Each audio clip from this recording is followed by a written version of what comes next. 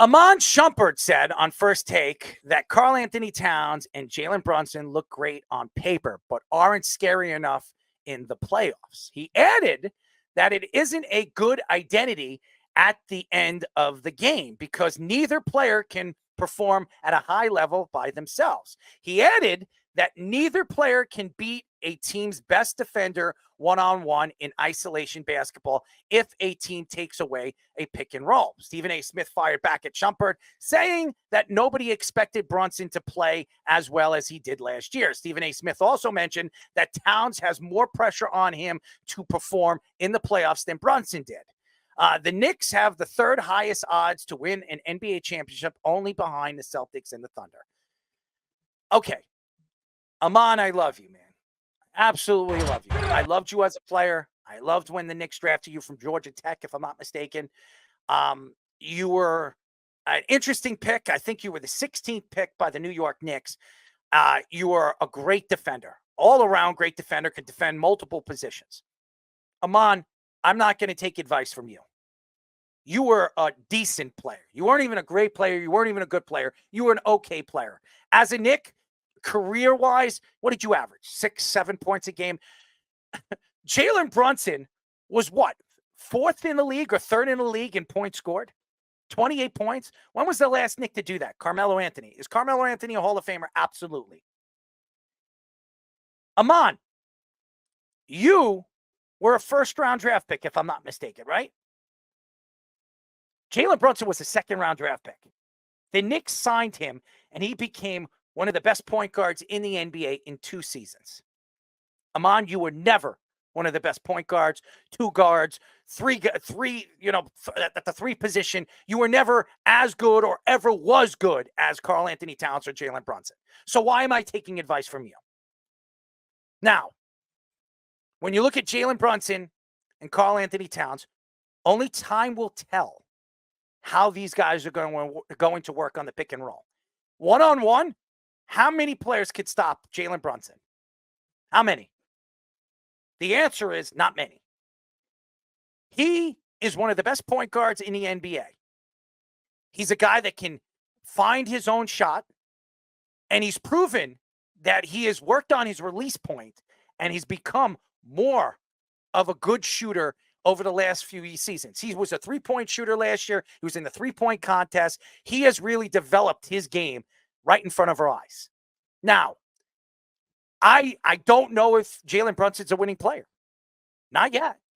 So he might be right about that. And Karl-Anthony Towns, he's over the last couple of years, he can't stay healthy over there with the Timberwolves. And when he does go into the playoffs, he gets lost. But he's also playing with Anthony Edwards. And Anthony Edwards has transformed that team, and he's become the number 1 player in the last year and a half. So he lost his position as the number 1 guy. He is a team player. Julius Randle is not. He is not. I'm just telling you. And Dante DiVincenzo, where everybody was complaining about Dante being part of that package, he came out and said that he doesn't want to be a Knick because he felt that he was going to lose time on the court, that he wasn't going to play as much as he did in the playoffs or in the second half of the season with the injuries. Maybe because the Knicks added Mikal Bridges. Mikal Bridges took his spot. Mikal Bridges is a better player. Now, as far as I'm concerned here with the New York Knicks and where Karl-Anthony Towns is going to fit, only time will tell. We will never know until Mitchell Robinson comes back, because Karl-Anthony Towns is not going to play or be able to play his game until Mitch comes back. Mitch is a rim protector. He is a guy that is very good defending the paint, very good at rebounding. One of the best offensive rebounders in the league, one of the best blockers in the league. Karl-Anthony Towns is going to play a different position, as far as I'm concerned, until Mitch comes back. So the Knicks are going to depend on the shot blocking, his defensive skills, running that defensive post and defending the post that Mitch was obviously playing and defending. And by the way, we've seen Karl-Anthony Towns play in this defense. As far as I'm concerned, I didn't see enough of it, because when he was playing it, he was playing with Jimmy Buckets and he was playing with a young Anthony Edwards, and it didn't work. I think this team is completely differently built. There is no, besides Jalen Brunson becoming a superstar, there is no superstar on this team. It is a team game with the New York Knicks. You look at Mikal Bridges, he's a good two-way player. Is he a big-time offensive player? He's not. Is OG Anunoby a big-time offensive player? No, he's not. These guys are defensive players. Karl-Anthony Towns is going to have to learn how to play team defense. And he has to understand that Jalen Brunson, and it is Jalen Brunson's team. I think this is going to work. I think it's going to work a lot better than people think. And I think that when Mitch comes back, when Mitch actually comes back and gets his feet wet with this roster, I think that this team is the growth and the ability that this team is going to have going into the playoffs with the size that they have and the ability that they have on and off the bench. This team is as good and has more depth than any team in basketball. Yeah, 2 comments about what he said. For one thing, Karl-Anthony Towns, yes, he's been up and down in the playoffs. I'm not going to say he has been like this amazing playoff player, but it's a very small sample size. Minnesota's barely made it. They made it, I think it's like 3rd year in the league. They made it that one year they beat the Clippers and Pat Bev was going crazy. And then last year. But you got to keep in mind, like, negative experience like all the time. It's not James Harden choking in the playoffs all the time or guys like that. He's had up and down. And if he didn't dominate the way he did against the Nuggets, we wouldn't be talking about the Timberwolves, like, getting on the map. I know Anthony Edwards stole the show in the playoffs, fine. But Karl-Anthony Towns, give him a time. He has had a lot in the playoffs. So that's number 1. Number 2, isolation basketball. You're saying, I was just about to say. Yeah. Go ahead. I was going to say, isolation basketball, like, having to be that to dominate a game, like, late in the game is not always the way to do it. How many shots do we see missed because teams are taking bad shots or these super long threes and have that lose them games? Isolation basketball over the years with the Knicks, with Carmelo Anthony, over the years with Patrick Ewing, it never worked. Mm-hmm. It never worked. This isn't Michael Jordan. Okay. Michael Jordan. And by the way, Michael Jordan played in the triangle offense. The triangle offense is based on, yes, isolation basketball with Michael Jordan, but perimeter passing. You have to pass the ball. You have to use the perimeter to open up shots on the outside and around the perimeter. This team has been very cautious over the last couple of months of the season. Tom Thibodeau has never changed his offense in his career as the defensive mind on those Boston Celtic teams, on those Timberwolves teams, on those Chicago Bulls teams.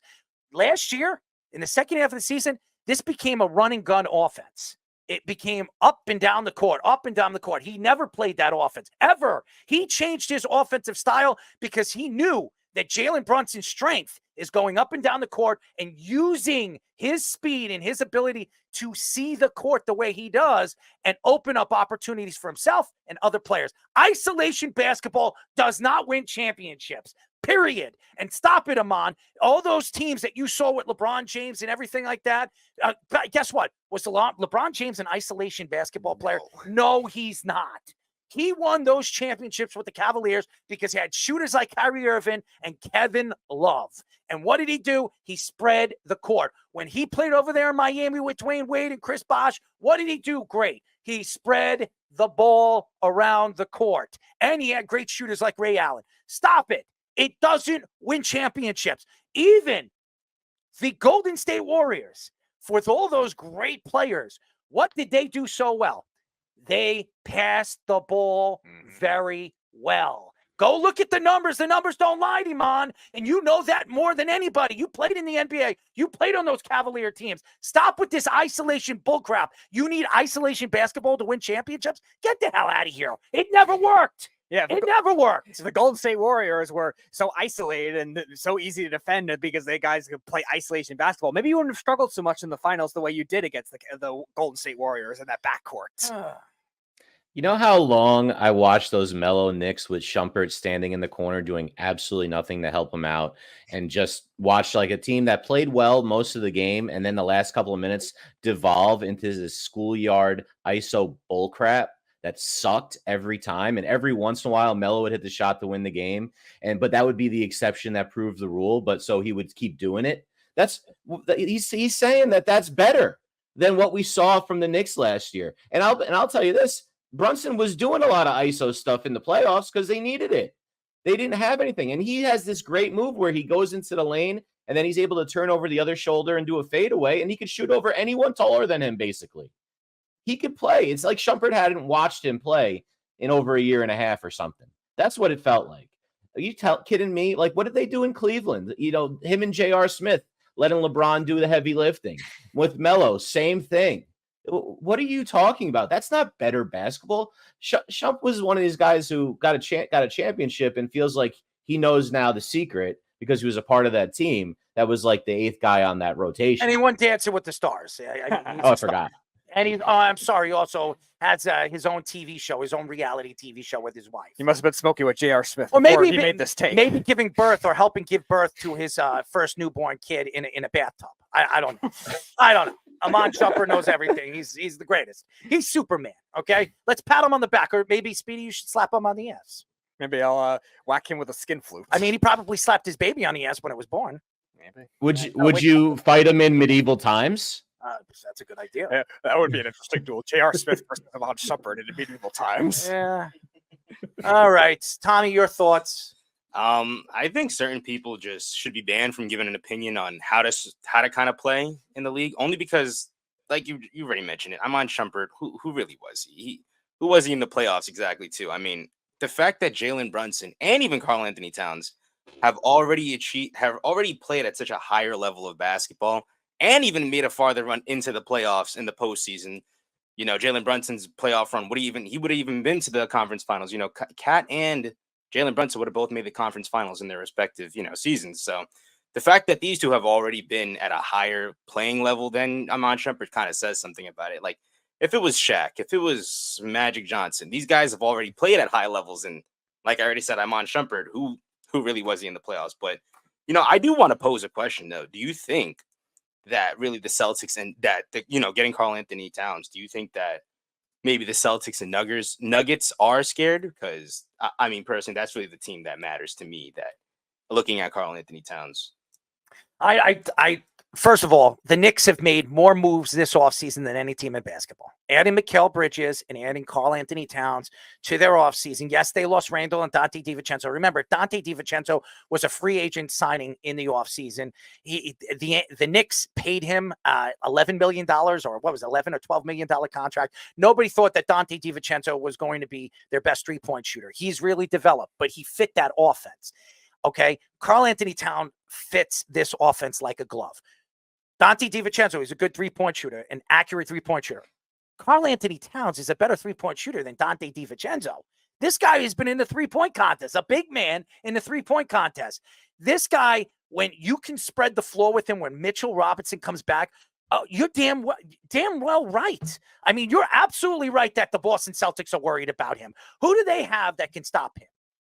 What center is going to stop him on that Boston Celtic team? Al Horford? Who's stopping him? Porzingis is hurt. And by the way, when you saw Karl-Anthony Towns go to New York twice this past year, what did he do to the Knicks? He torched the Knicks at Madison Square Garden. Go look at it. The Knicks have had a great season. When they played Minnesota and New York, he torched them. I'm telling you right now. Not only, and I was at a bar over the weekend checking, meeting up with my friend Eric, and I heard a lot of different guys playing darts, and they tell that story came out on a Friday, and he said, "Oh, I hate the trade, I didn't want Dante DiVincenzo to go into that." We're talking about Dante DiVincenzo. We're not talking about Michael Jordan or Kobe Bryant. Come on, guys, what are you, nuts? It's Dante DiVincenzo. Okay, I like Dante. I like him as a player. I like his personality. I like his roughhousing when Philadelphia got into his face and he stuck up for Mitch Robinson because Mitch couldn't stand up for himself. Okay? This is a 7-foot guy that couldn't stand up for himself. But Dante DiVincenzo stood up for him. Good for him. We're talking about Dante DiVincenzo. This is Karl-Anthony Towns. Freaking Karl-Anthony Towns cat. We're talking about a top 3 big man in the league that spreads the perimeter because he's a great shooter. We haven't had a player like this ever. Even with Patrick Ewing. Patrick Ewing can't shoot the 3 like him. No. We've never had a player this good at that position. Just think about that, guys. This is a guy that's a career 20 and 10 guy who averages almost 2 blocks a game. That is a career 40% shooter at the 3-point line. Do you guys understand that? Why did you hate this trade? They robbed Karl-Anthony Towns from Minnesota. Before last season, when there was talks that Karl-Anthony Towns was going to be traded, they wanted 5 first-round draft picks and a player. They can't afford it. They couldn't afford it because of the TV deal with Minnesota. They didn't get that new TV deal. So they had to pay Anthony Edwards, and they had to pay Rudy Gobert, and they had to get rid of somebody. The odd man out was Karl-Anthony Towns. The Knicks got Karl-Anthony Towns for really nothing, for Julius Randle. Julius Randle fans, please stop this. This is ridiculous. Yeah, he had a good season after RJ got traded. Good for him. He couldn't stay healthy. He was playing pickup games with Carmelo Anthony. Come on, guys. I can't believe people were actually siding with the Timberwolves Oh on my God. winning Oh, this it's trade. horrible. You're gonna see. It- You're gonna see. It's gonna smack him right in the face. Well, here's the reason why it makes no sense you would side with them. You know, Randall is on the last year of his contract with a player option. Everyone in that situation is asking for an extension. And you know they have to extend Randall now because they traded for him. Or they're just playing it out and just gave away Towns basically for DiVincenzo and a lottery-protected first-round pick. Which Are you probably serious? could fall out of the 10. Which, Fish, I've also It heard can't be. too, It has to be 14 or higher or they don't get it. and I've also heard too, if they are like a middle team in the Western Conference, they could even consider trading Randall for something else too. It's like they're trying to sell, but they were in the conference finals. I don't know why they did it personally. It's exactly what I was saying, for a few weeks that the Knicks needed was a stretch 5, and the best one available, if they could get him, was Towns. And when Mitch comes back offensively, it's not an issue because he's a stretch 5. He's not going to get in Mitch's way inside. On defense, now you have a Twin Towers to handle teams that have 2 bigs, and they don't have to play Mitch if they have a smaller lineup. This is exactly what they need. You lose some depth with DiVincenzo leaving. I didn't want you? Oh, Do you? You brought Payne in. Payne's a good shooter. Payne's not DiVincenzo. We don't. How do we know that? We didn't know Dante DiVincenzo was going to be Dante DiVincenzo. I think you're going to see DiVincenzo do poorly, not poorly, but not as well this year because let's face it, he was playing with his college buddies. They knew each other, where to hit each other on passes. The timing was, elite. That's why they were so great. And he's not going to have that timing with Anthony Edwards. He's not going to have that kind of a timing. He's going to be coming off the bench over there as a 6th man probably, and maybe finish lineups. But he's going to have to work to get that timing. There's no way he's going to have the stats he had last year. And, it's going to look like an absolute coup for the Knicks because of that. It's just a great deal, in my opinion. Oh, it's a steal. It's going to be a steal. If Karl-Anthony Towns stays healthy, Cat stays healthy for this season, oh, it's an absolute. Leon Rose looks like a genius. He looks like he looks like he's smarter than everybody else in the NBA. For all the Knicks fans that came out and said he doesn't speak to the press, he doesn't do this, he doesn't do that, everything that guy touched has turned to gold. Everything. He is as smart as Phil Jackson thought he was. No, Phil Jackson, give me a break. Phil Jackson did a lot of sleeping at the combine. That's about it. I mean, the only thing Phil Jackson gave the Knicks was Porzingis, and what did that do for him? It gave the Celtics a championship. LeBron said that the Lakers media day that it is unfair to put big expectations on a new look Lakers roster. He added that it is a collision, a course for all the Lakers to get chemistry with each other. JJ Reddick said his main goal with the Lakers this year is to emphasize efficiency and get better shots, especially from 3. Reddick also mentioned that he wants Anthony Davis to be more of a focal point offensively than he was last season. A ESPN reporter from Sundays revealed that JJ Reddick was warned about taking the Lakers job, and many people close to Reddick told him not to take the job. The Lakers are tied for 10th highest championship odds this season. First of all, the Lakers are not even in the top 10. The fact that anybody puts the Lakers in the top 10 is ridiculous. I love LeBron James as a player. I don't love him as a person, as everybody knows.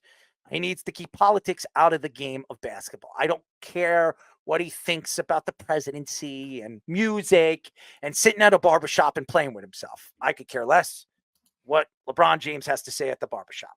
Okay? That's my opinion.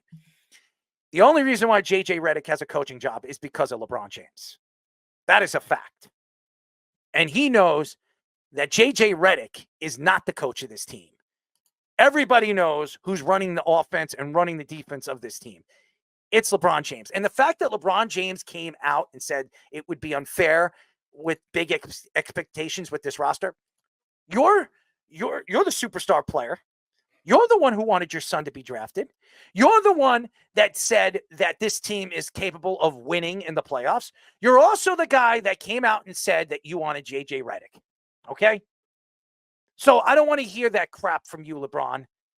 You are you're a player for all these years. And I say this with a lot of respect for his game because I think he is the second greatest basketball player to ever play the game. I have a lot of respect for his game. He is the player over the years that came out and said that he is better than Michael Jordan. He's better than Kobe Bryant. He's better than this guy. He's better than that guy. Okay, you're the best player. You're 40 years old. Okay, go out on the court with this young roster or this Laker roster and take this team to the finals and win a championship. You want to prove that you're Michael Jordan-esque? You are Michael Jordan or you're better than Michael Jordan? Go and do it. You love to brag about your game and everything that you've done. I'm not, again, I know Keith is going to attack me here because he was spectacular for Team USA. Yeah, he was. He looked great for Team USA basketball. Guess what? That's not the Lakers.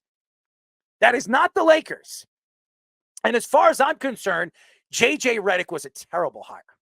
A terrible hire. As we've heard many different NBA guys that have come on the show and said that he's nothing but a puppet to LeBron James. He is a puppet. All LeBron James is going to be doing is pulling the strings, and Anthony Davis is washed up. Okay? The guy can't stay healthy. When he is on the court, he's pretty good. But when he isn't, which is most of the time, he plays what? 50 games a season, 49 games a season.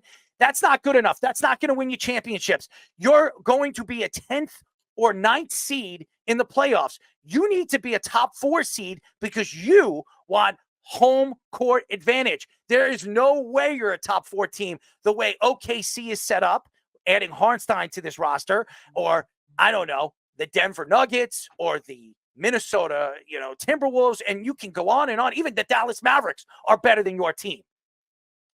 This is an old Lakers team with a bunch of young players that are not proven. And for the fact that he came out and said, this new look Lakers team, there's no expectations. There's a lot of expectations. You're LeBron goddamn James. You're the best. You're the greatest player to ever play this game. Well, prove it. Go out there and prove it. Hey, Michael Jordan proved it in his 40s. He was playing well with the Bullets before he got hurt. He would have taken the Bullets to the playoffs. Who knows what he would have done with the Bullets if they made the playoffs?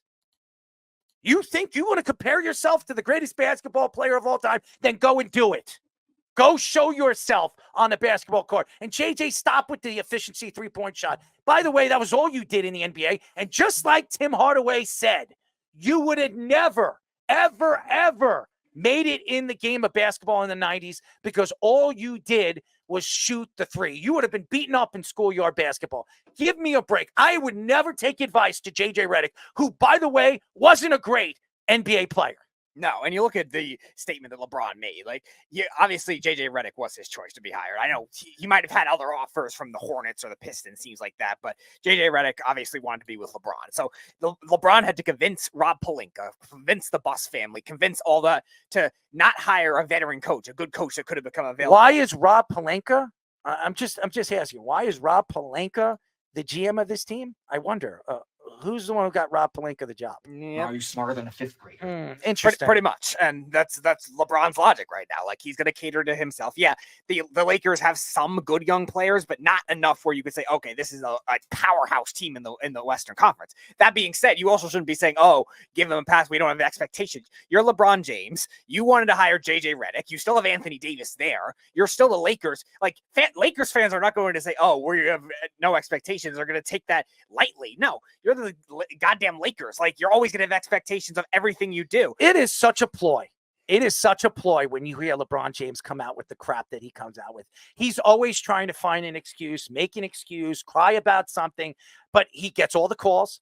Him and James Harden are always at the foul line shooting 16, 17 times a game. He is the Patrick Mahomes of basketball. He goes over there, he complains because he's the face of basketball, because Adam Silver is like up LeBron James's ass. You want to talk about LeBron James sticking his hand up somebody's ass and using it as a puppet? Boy, oh boy, he's doing it with Adam Silver. Oh my God, his hand's so far up Adam Silver's ass, it's coming out of his goddamn mouth. It is pathetic. It's a pathetic organization. The NBA is a pathetic organization. LeBron James runs the league. And when LeBron James comes out and says, hey, this new look Lakers team, we're not expected to be great. There shouldn't be any expectations. You are the Lakers. You are the Showtime Lakers. You have Magic Johnson and Kobe Bryant and Kareem Abdul-Jabbar and all the greats, that Wilt Chamberlain, all the greats that have played there, Shaquille O'Neal. And you're going to sit there and tell the fans, and you're going to tell the press that there's no expectations. Dude, if you don't think there's expectations of this team and this organization, then just retire already. Just retire. What are you trying to break all the records? Is that what you're trying to do? You're trying to grab all the records just to prove a point so everybody can say and consider you the greatest basketball player of all time? You're never going to be Michael Jordan. Get it through your skull. You're never going to be Michael Jordan. It's a fact. Stop trying to compare yourself to him. There is no comparison to you and him. Yeah, he had a great coach. So did you. At one point, you were coached by a great coach too. Okay? And you also have had great teams. Michael Jordan had great teams. Yeah, he did. So you want to compare yourself to him? How about this? Why do you have your shoe deal? Why did you get that $100 million shoe deal before you stepped on a basketball court? Maybe you should ask Michael Jordan. Why don't you go thank him? You got that Nike deal because of Michael Jordan. Michael Jordan figured out ways to help players discover more ways to make money on and off the court. But you want to compare yourself to the GOAT. You're the GOAT. You're the greatest of all time. How about this? If you're the GOAT, go out there and take this Laker team to the finals. You want to prove that you're the GOAT? Go do it. And I don't want to hear it. You wanted JJ Reddick. You wanted that GM. You wanted this. You wanted that. You want this. You want that. Hey, listen, I don't care what you want. You like to talk. You like to speak. You have all these TV shows, and you're sitting in a barbershop playing with yourself. Okay? I'll say it over and over and over again. You want to grab somebody's crotch? Go grab your agent's crotch. Go grab your best friend's crotch. Go grab somebody's crotch. Who knows? Maybe you're gonna give your son a nice ass kicking or kissing on the side on the bench or whatever the hell you call it. You mentioned Patrick Mahomes as a comparison, and I was actually thinking of a different quarterback, one we've talked about tonight. He might get calls like Patrick Mahomes, but he manipulates a roster. He talks with like a confidence that burgeons on arrogance, like your boy Aaron Rodgers. Around the same age, controlling the narrative, getting out there, talking about how it's, we don't have the expectations. But we're gonna win. But don't talk about it like that. We're just gonna do it. Like how about you just compete and you just stop talking and show us with your work like you did when you were younger. This season is about him playing with his son. He doesn't sound like someone who's still at that elite competitive level mentally, because he just finished the Olympics. Maybe he has to gear himself back up. Whatever it is. Have you ever heard LeBron James come out and say to the press or say to anybody that it's unfair for expectations? Have you ever heard LeBron James come out and say that? I can't believe that this is actually what he's the road he's taken right now. It doesn't make sense. You're one of the championship winning basketball players. You're supposed to have that killer instinct. Well, where did it go? Where is it? You got a gold medal and now you're done? You're done? He's just, to me, he's pretty much told us what he is and what he believes this team is. This team is not good enough to win anything. And he's only playing in the NBA to satisfy right now his need to break all the records and help his son grow as a basketball player. That's the only reason why. And the only reason why he wanted JJ Reddick to be the coach, so he can run the team, he can run the squad, and he can have control. That is the only reason why LeBron James is still playing in the NBA. He wants all the records. That's the facts. And I'm telling you right now, that's the only reason why he's continuing to play basketball. It's not about winning championships anymore because he knows he's not going to win it with this team. It's all about breaking every single record. So when everybody goes up and they do the comparison of Michael Jordan and LeBron James, well, LeBron James has all the records, so I guess he's better than Michael Jordan. You can argue it when there's no comparison between both. He is an absolute joke. Okay, that's all I'm going to say about that. Let's ask this kid right over here. Let's ask Tommy. Something that I don't get is where he says new look Lakers team. This team has been a new look Lakers team for the past 5 seasons. I mean, it hasn't been the same team for the past 5 seasons. This team was promised when having Russell Westbrook. They even brought back Rondo. They thought Horland Tucker was going to be the next generation of this team. And then now Austin Reeves is the big talk, but they changed their starting 5 like 100 times last season. Now they're on a third head coach and a head coach with literally 0 experience. The team starting 5 right now that they've just announced barely won a game against the Nuggets. So I don't understand what this team is planning on doing. It's not going to be good next season. No, but he's saying there's no we all know he's saying the same thing you're saying. He's saying there should be no expectations. Here's my expectations. You're LeBron James. You're the greatest basketball player of all time. You're averaging 28 points a game. You're doing all this stuff. Okay. Well, you're LeBron James. You could take any squad right now, and you have a good player in Anthony Davis. Take this squad and be a top 4 team. Prove to us that you're the greatest of all time. You say you are. You say you are. I don't want to hear it. And new look Lakers. I mean, new look. You were right. What's new? What's new look about this team? What did you add? Bronny and Dalton connects. I mean, there's nothing that you added to this roster because you're overpaying LeBron James to be there. You're paying him $60 million a year. If LeBron James cares about winning so much, ladies and gentlemen, he doesn't need the money. He's a multi-billionaire. He owns everything. He owns productions, he owns a barbershop. He has this. He's got a TV show. He owns all the Blaze pizzerias and the franchise. He don't need the money. Why does he need $60 million a year? Greed. That's why. Greed. Meanwhile, they also paid his son like I would have if I was, like Tom Brady. Say whatever you want about Tom Brady. Tom Brady took less money to win.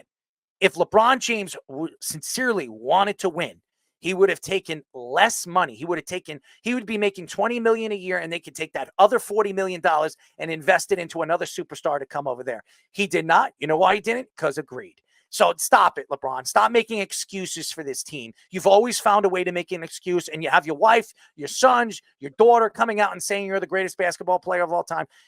Michael Jordan has every right to laugh at you when you say that because Michael Jordan, he walked off the court being hurt. It's not like he left the game. He left the game because he wanted this Bulls team to stay together. He stayed away from the game for all those years. Could you imagine how many championships he would have won? He would have won 99. He would have won 4 championships in a row, maybe even 5 if they kept that Bulls teams together. And then he came back, and before he hurt his knee, the Bullets were on their way to going as a top seed in the Eastern Conference. No excuses for Michael Jordan, but guess what? Michael Jordan left the court with his head up high, and he left the court realizing that in his particular game and the way he played his game, he put his life, he put his body on the line to try to get this organization, the Bullets, the organization that he winded up buying. Well, not buying, but becoming the GM or whatever, the basketball operations, president of basketball operations, and eventually buying the Charlotte Hornets. He learned how and the way a team should play when you don't have superstars like Scottie Pippen and Dennis Rodman playing beside you. So I don't think LeBron James, besides his first 3-4 years of his career, ever understood what it was like to play and win by himself. So you have Anthony Davis over there. Go win. Go win. Go win. I would love to see it because what he's going to do is, I know what he's going to do. He says there's no expectations. This team is a top 4 team, top 5 team. And then all of a sudden he's going to be like, well, I'm LeBron James. I'm the greatest basketball player of all time. That's why we're here. That's why we're this. That's why he's going to take credit when the team is up high, and he's not going to take credit when teams are down low. This is who he is. And I'm not hating on LeBron James because I do believe he's the second greatest basketball player of all time. And I don't think there's any argument to it. And anybody that argues that, stop putting Kobe Bryant there. Kobe Bryant is not LeBron James. Kobe was a great player. He's not LeBron James. He's just not. And stop. Anybody that thinks that is an idiot. And may he rest in peace, Kobe Bryant. Okay? Kobe was a great player. He's not LeBron James. LeBron James, you're not going to see another LeBron James again, ever. Just like you're never going to see a Michael Jordan. He's a unique player. Now, Kobe Bryant was the closest thing to Michael Jordan, yeah, but he wasn't Michael Jordan. So, and Michael Jordan knows that, and Michael thinks that Kobe was better than LeBron, but they were also good friends. So, I'm just saying. And by the way, if you ask Shaquille O'Neal who's a better player, Kobe Bryant or LeBron James, honestly, and he played with both of them, he would tell you LeBron James. And he was good friends with Kobe Bryant. So I'm just honest to God, you can't go back and forth and argue this because this guy's breaking all the records. Nobody's going to break the records that this guy is going to break by the time he's done because his longevity. The guy's built like a machine. So, whatever. I think it's a joke. It's a ploy to try to make excuses for this Laker team. All right, guys. We're going to go quickly through our thoughts of the NFL games this week. Speed, you call out the games. We'll give you our picks. Who's in the lead from the week before? I did not check that. All right. Well, you got to start doing that. Okay. All right. So Thursday Night Football, the Buccaneers and the Falcons, the over-under is 43.5. Give me Tampa. Well, we're not doing over-unders. Pick the game, and that's it. All Stop with this over-under crap. All right. That's what we did. That's what we did last week. All right. That doesn't matter. All Pick right. the game. I got Tampa, close, low-scoring game. Same deal. I think Tampa is going to keep it going. They played really well last week. Let's see it again. Tampa. Yeah, I got Tampa. Give me Tampa for tomorrow. Yeah, I got Tampa. All right. Jets and the Vikings. I agree with Wes. I'm going to go with the Jets to bounce back. Look, I think the Vikings are really good. This is Sam Darnold revenge game in London. I do think the Jets are going to show up in this one. I think the Vikings are it's going to be a really good game, but I think the Jets win this one. I don't know. Sam Darnold's been pretty good. He's been impressing me lately, so I'm going to have to go with the Vikings on this one right here. I'm going with the Jets. It's just very fitting that the Jets losing a game like against the Broncos the way they did last week, and they go into London and I wouldn't say destroy, but probably win by a touchdown. So give me the Jets. All right, the Browns at the Commanders. I'm going to go Cleveland here. I don't think the Commanders will stay this good forever defensively. Give me the Browns, tight, low scoring. As long as Deshaun Watson's that quarterback, if they're going against anyone that's any talented on the other side, they have no chance. It's going to be Washington. I'm going to go with Washington. I think Deshaun Watson stinks. I don't think Deshaun Watson stinks. I just don't think he's the same player ever since he's come back. Give me Washington. I think Jaden Daniels is going to have a sensational game. All right, the Ravens at the Bengals. This one, I think, a higher scoring game. Give me the Bengals in a tight one. Both of those teams woke up, huh? They were struggling heading into last week, and they both looked pretty damn good. I think it's going to be a great game. I think the Ravens are for real. Give me the Ravens. I'm going with the Ravens for this one. If the Bengals don't win this game, they're completely out of the playoffs. So I think Joe Burrow is going to show up. They're going to find a way to win this game. Give me Cincinnati. All right, the Bills and the Texans. I'm going to go with Buffalo here to bounce back. The Texans have played too many close games. Give me the Bills. Well, Bills don't have Von Miller now, and they really struggled this past week. I do think they'll bounce back. Texans haven't played all that well. Tank Dell hasn't played much. He's still hurt. Give me the Bills in this one. Close game. I like CJ Stroud. I'm rooting for him, but I'm on the Bills wagon this week. I'm going Houston. I think Houston wins. There's a lot of questions with this Bills team, especially on Sunday. What was it? Sunday Night Football. They did not look good against a good team. They haven't beaten a lot of good teams yet this year. And that was the first good team they played against, a real good team, and they lost. They got crushed. Give me Houston. All right, the Colts at the Jaguars. The Colts haven't won in Indianapolis and Jacksonville for like 10 years, and I think the streak continues. Jags get their first win of the year. Not against Footsteps Flacco, they don't. Joe Flacco and the Colts with the W. Yeah, I'm going with Joe Flacco and the Colts. The Jaguars stink, so I'm going with the Colts. The Jacksonville Jaguars need to buy a win, and they need to find one. I don't think it's going to be this week. Indianapolis wins. All right, the Panthers at the Bears. Give me the Bears. Tight, low-scoring game. I think this is where the Panthers get on the board. They're going to get one. The Bears have been terrible offensively. They're not doing anything. If they get any points at all, they're going to win. So give me Carolina. Yeah, I'm going with Carolina. Like you just said, Fish, Bears offense isn't that good, so I'm going with Carolina. Chicago. I think Chicago wins this game, and I think it's in Chicago. Yes, It's going to rain on Sunday. I did read. That's why I think it's in Chicago. It's going to rain on Sunday. I think it bodes well for Chicago. Chicago wins. All right, Dolphins, Patriots. Chuba. Give me the Patriots. They're better for that kind of thing. I'm sorry, Speedy. Who were they playing? Dolphins, You went so Patriots. fast. Oh, yeah. This is my big pick this week. I picked up the New England defense. They have nothing. I don't think Snoop Huntley is going to be able to move the ball again. Got less than 100 yards last week. Give me the Patriots in a pretty big – they might even shut them out. Yeah, give me the Patriots in this one here. I'm going to go with Miami in this game. I'm not going to ever bet on the Patriots, so I'm just going – I'm going Miami in this game. All right, the 4 o'clock games, the Cardinals at the 49ers. I agree with Wes. I think it'll be closer than people expect. Cardinals cover, but the Niners win. Yeah, I have a sneaking suspicion that Kyler Murray gets kept into the pocket and he's a terrible quarterback, and teams are just going to do that to him now after they saw what happened last week. They have a good defense in San Francisco. They're going to contain him. It's going to be a massacre. 49ers. Give me San Francisco. Warner is not playing this week, ladies and gentlemen. They're not going to be able to keep Kyler Murray in the pocket. Warner is one of the best run stoppers in the league. He loves to clog up the middle. I think Kyler Murray is going to be able to open up the field for them. And I just don't know. They're not healthy. San Francisco is not healthy. I think it's going to be a lot closer than people think. San Francisco has not played well the last 2 weeks, but I'm going to say San Francisco, but I wouldn't be surprised if Arizona wins the game. All right, Raiders at the Broncos. Ugly, low-scoring game. Give me the Raiders tight. This is the worst game of the weekend. I really don't care who wins this game. give me the Broncos. I trust Sean Payton more. I'm gonna go with the Raiders. I'm going to go Denver. This game's ridiculous, and Devontae Adams wants out. I don't even think he's playing this week. So He's good not. luck. No, he's not.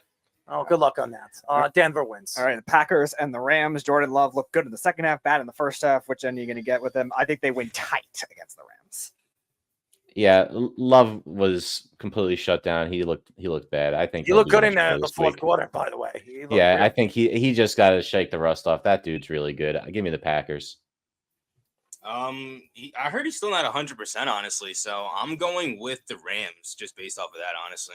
I think the Packers are going to destroy the Rams. Give me the Packers. All right, the Giants at the Seahawks. Geno Smith, after the tough loss on Monday night, I think he had a big game against the Giants defense, still up and down. Give me the Seahawks. This is what we get for giving them Leo Williams, and this is what we get for just having Geno Smith and saying, no, let's draft Daniel Jones. Let's just get rid of him. There he goes attacking Daniel Jones. No, we could have just look. Jesus. Is Geno Smith that much different than Jones? We could have just kept him and got rid of all this headache and never had to deal with it. It's going to be the Seahawks. Stop with the Daniel Jones stuff. I mean, what does this guy have to do? I mean, seriously. How about stop Put up dropping more the than 20 ball? points. Stop dropping the More ball. than 20 points. Come on. To Fish, you're going to blame him for all the drops in that game. They were on target. They didn't catch the ball. They would have won the game if they caught the ball. Stop this crap. 286 yards. He had a sensational game. I mean, his quarterback rating is high. His PFF is high. I don't understand why people in the last 3 weeks he's been pretty damn good. Because he's a loser. He's a loser. I was going to mention this if I did another sport minute, but basically the Seahawks announced like during their practice that they had 20 players listed as injury.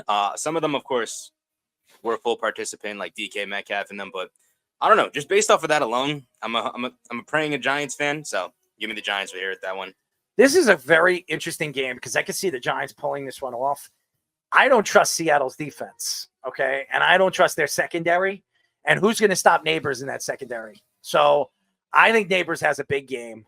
I think the Giants win this game. I think they win. So I'm going to pick the Giants. All right, Sunday Night Football, Cowboys, the Steelers. Give me the Steelers in a blowout.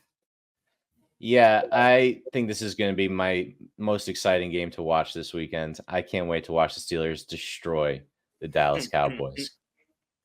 Yeah, 100%. The Steelers blow out the Cowboys. I don't know.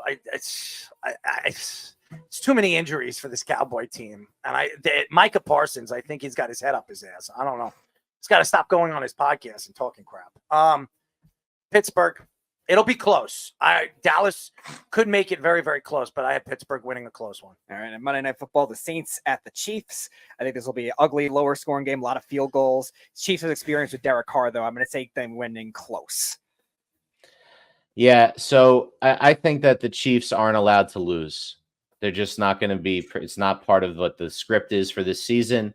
It's a Chiefs win until I see otherwise. I'm going to go with the upset. I think that the Saints can do it. So give me the Saints on this one right here. I think Alvin Kamara is so explosive. I think he's going to be able to run the ball in this game. I think you're going to be able to use him on the outside. I'm questioning this, but Kansas City has to lose. So why not lose against the Saints? I can't stand the Effins. So I'm going to go with the Saints because I can't stand the Chiefs. So I'm just going to go with my gut and say the Saints beat them. So there you go. The Eagles have a bye this week, I guess. Oh, I do have some. I did have a graphic. I forgot that Lions weren't playing. I was waiting for the Lions.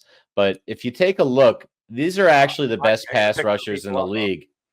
Look at the top right. That's the best player in the league on defense. And he is significantly better than everyone else. That's Aiden Hutchinson. Aiden Hutchinson's having a season no one's seen. That's how good he is. Next closest guy is Myles Garrett. Look at the other side. Take a look.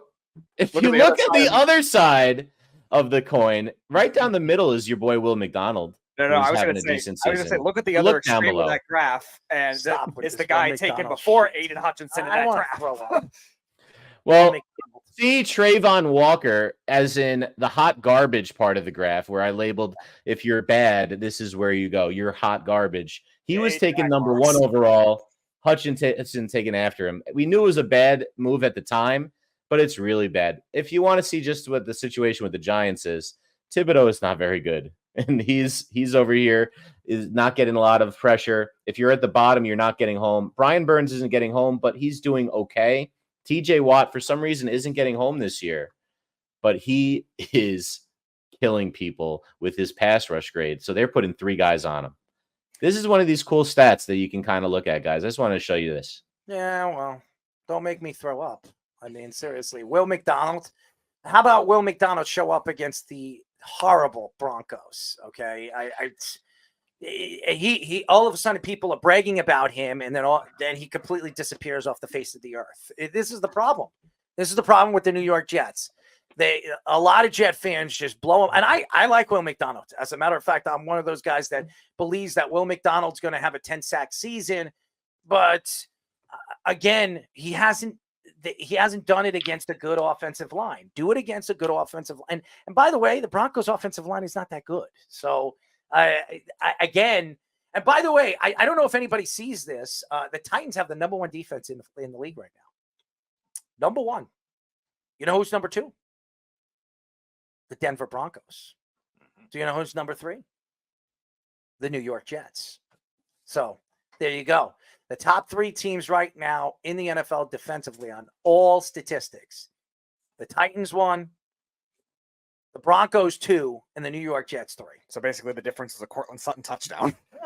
Wait, so four wins combined for the 3 best defenses? Yes. Isn't that crazy?